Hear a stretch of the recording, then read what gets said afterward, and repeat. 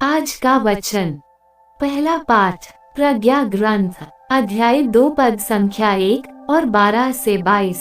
विधर्मी कुतर्क करते हुए आपस में ये कहते थे, हम धर्मात्मा के लिए फंदा लगाएं, क्योंकि वह हमें परेशान करता और हमारे आचरण का विरोध करता है।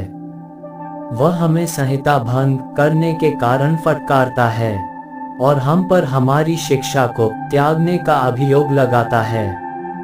वह समझता है कि वह ईश्वर को जानता है और अपने को प्रभु का पुत्र कहता है। वह हमारे विचारों के लिए एक जीवित चुनौती है।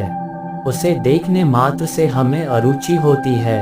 उसका आचरण दूसरों जैसा नहीं और उसके मार्ग भिन्न हैं। वह हमें खोटा और अपवित्र समझकर हमारे संपर्क से दूर रहता है। वह धर्मियों की अंतगति को सौभाग्यशाली बताता और शेखी मारता है कि ईश्वर उसका पिता है। हम ये देखें कि उसका दावा कहाँ तक सच है। हम ये पता लगाएं कि अंत में उसका क्या होगा। यदि वह धर्मात्मा ईश्वर का पुत्र है तो ईश्वर उसकी सहायता करेगा और उसे उसके विरोधियों के हाथ से छुड़ाएगा। हम अपमान और अत्याचार से उसकी परीक्षा लें। हम उसे घिनौनी मृत्यु का दंड दिलाए, क्योंकि उसका दावा है कि ईश्वर उसकी रक्षा करेगा। वे ऐसा सोचते थे, किंतु यह उनकी भूल थी। उनकी दुष्टता ने उन्हें अंधा बना दिया था। वे ईश्वर के रहस्य नहीं जानते थे। वे न तो धार्मिकता के प्रतिफल में विश्वास करते थे और न धर्मात्माओं के पुरस्कार में। यह प्रभु की वाणी है।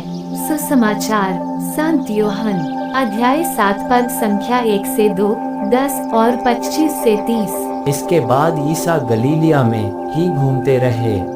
वह यहूदिया में घूमना नहीं चाहते थे, क्योंकि यहूदी उन्हें मार डालने की ताक में रहते थे। यहूदियों का शिविर पर्व निकट था। बाद में जब उनके भाई पर्व के लिए जा चुके थे तो ईसा भी प्रकट रूप में नहीं बल्कि गुप्त रूप में पर्व के लिए चल पड़े। कुछ यरूशलेम निवासी यह कहते थे, क्या ये वही नहीं है जिसे हमारे नेता मार डालने की ताक में रहते हैं? देखो तो ये प्रकट रूप से बोल रहा है और वे इससे कुछ नहीं कहते। क्या उन्होंने सचमुच मान लिया कि यह मसीह है? फिर भी हम जानते हैं कि यह कहाँ का है। परंतु जब मसीह प्रकट हो जाएंगे तो किसी को ये पता नहीं चलेगा कि वह कहाँ के हैं। ईसा ने मंदिर में शिक्षा देते हुए पुकार कर कहा, तुम लोग मुझे भी जानते हो और यह भी जानते हो कि मैं कहाँ का हूँ। मैं अपनी इच्छा से नहीं आया हूँ। जिसने मुझे भेजा है वह सच्चा है।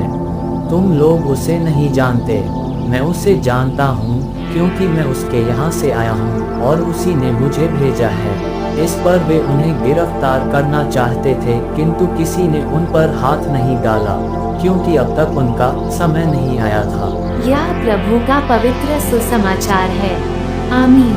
आज का चिंतन, आध्यात्मिक गुरु न केवल अपनी आध्यात्मिकता बल्कि प्रार्थना, अपने कार्य तथा अपने रिश्तेदारी में बढ़ना चाहते हैं ताकि उनका सर्वांगीण विकास हो।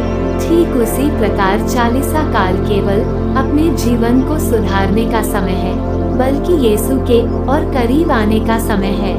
यीशु धार्मिक नेतागणों को इसलिए खटकते थे क्योंकि वे ईश्वर को और करीब से जानने की ललकार उन्हें देते थे।